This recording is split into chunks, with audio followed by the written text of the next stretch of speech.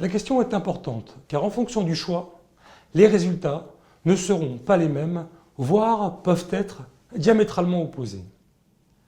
Sans prise de recul, les a priori qui vous pousseront à négocier par un intermédiaire sont les suivants. Vous n'avez pas la force de négocier avec votre entreprise. Vous ne savez pas négocier. Vous pensez qu'un intermédiaire négociera beaucoup mieux que vous. Pensez normal, dans le cadre de la séparation entre l'entreprise et vous, que cela se fasse par un intermédiaire qui vous représente. Maintenant, il s'agit de savoir si ces raisons sont les bonnes et quelles seront les conséquences sur votre négociation de cette décision. La négociation directe est plus dure, car elle demande d'être en première ligne, mais elle est bien plus efficace sur tous les points. Premièrement, l'image que vous véhiculez par une négociation directe est positive. La négociation directe montre à l'entreprise que vous n'avez pas peur de l'affronter, que vous rationalisez totalement la démarche de séparation ou de négociation de départ. De même, elle prouve que vous êtes ouvert au dialogue, que vous cherchez d'abord et avant tout une solution et que vous êtes certain qu'il est possible de trouver une solution amiable. La négociation en direct vous assure également la bonne transmission de vos messages. Quand la négociation est intermédiaire, il y a de forts risques de déformation des messages.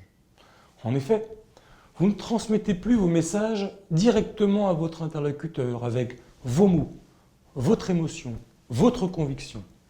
Vous les transmettez à un intermédiaire qui va les interpréter, puis les retransmettre à un autre intermédiaire avec ses propres mots. Ce dernier va enfin les transmettre à l'entreprise avec ses mots, son affect, voire son interprétation. Le message initial a fort peu de chances d'arriver intact auprès de l'entreprise. Vous allez parfois sembler agressif aux yeux de l'entreprise, alors qu'à l'origine, vous étiez ouvert au dialogue, mais simplement dur en négociation.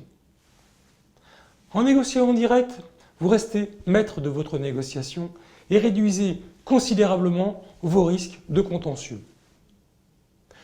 Pensez que les intermédiaires pourront négocier mieux que vous et souvent à l'heure. Il faut tenir compte du fait que personne ne sera meilleur que vous pour défendre votre dossier. C'est vous qui connaissez l'entreprise et qui vivez la situation. Il faut juste qu'on vous aide à rationaliser et à dépassionner la relation. Dans le cadre d'une négociation de départ, il s'agit de votre propre vie, de votre avenir professionnel. Personne ne peut le vivre mieux que vous. Personne ne peut le ressentir mieux que vous. De plus, dans le contexte de la négociation, si vous êtes allé trop loin, il vous sera toujours possible de vous excuser et de reprendre vos négociations sans risque de rupture du dialogue. Avec la négociation en direct, le résultat final est toujours meilleur. Quand l'entreprise vous indique que des conseils discutent ensemble, ce n'est malheureusement pas forcément une bonne chose, contrairement aux apparences. L'entreprise se débarrasse totalement de la gestion de votre dossier et vous ne représentez plus aucun problème pour elle. Cela est négatif dans le cadre d'une négociation. Sur un plan strictement technique, il faut refuser cela et demander à ce que la négociation se fasse en direct, même si vous êtes accompagné par une tierce personne. La négociation entre intermédiaires fait qu'il ne vous est plus possible d'utiliser des leviers de nature politique, personnelle, humaine, des engagements que certains auraient pris à votre égard et qu'ils n'auraient pas respectés. Or, l'humain et la relation physique sont déterminants dans une négociation. Par conséquent, les résultats financiers reposent essentiellement sur des comparaisons juridiques où la menace d'un procès, selon certaines entreprises, se moque à très court terme. La négociation en direct permet de décaler le jeu et l'usage de vos leviers de négociation. Elle déconnecte la valeur de votre négociation des usages juridiques. Ainsi, les résultats financiers sont forcément bien supérieurs. Accessoirement, cela réduit mécaniquement, considérablement, la durée de règlement de votre dossier. De plus, si vous négociez en direct, vous avez beaucoup plus de chances de préserver une relation de qualité ex post, car une bonne négociation, ne l'oubliez jamais, se termine toujours par une poignée de main entre vous et l'entreprise. Cela vous garantit une bonne image. Cela, à mes yeux, est déterminant, car il y a des chances qu'un jour, vous recroisiez.